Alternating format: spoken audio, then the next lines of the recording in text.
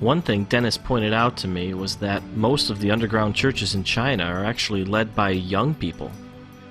These kids have all come out of the communist system, and they want nothing to do with it. They only want to spread the love of Jesus to everybody they meet. This is a music school. Well, that's the cover anyway.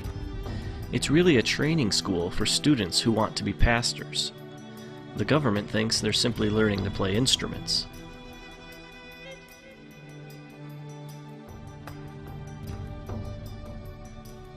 One thing I quickly realized about the Chinese church is that it's a lot different from the American one.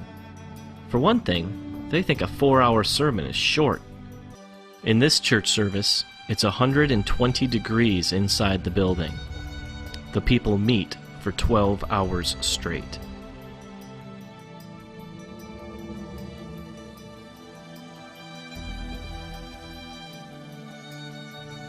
Dennis told me one story about a time he went to a very remote village in China to preach. He was led into a large room where the people were packed so closely together that he had his back to the wall and could reach out and touch the row in front of him. Everyone stood. There was no room to sit. He asked how long he should preach for, and they told him from 8:30 to 7 at night. Then they asked him if it wasn't too much trouble, could you come back tomorrow and preach from 8:30 to 7 again? And then, very sheepishly, they asked again, if you'd be so kind, could you come back the day after that and preach from 8:30 to 7? He asked how often he should take breaks, and they told him not to stop. The people will wait. Then he asked them what he should preach on.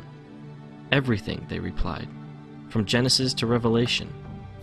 And then it dawned on him, these people had no Bibles. After the death of Mao Zedong, the Chinese people, cheated by a false god, began to search for the true God.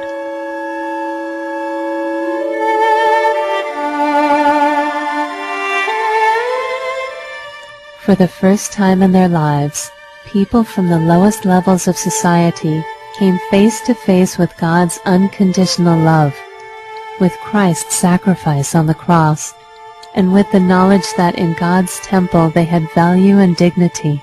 How could they not rejoice, like everyone who has received the most precious gift in the world?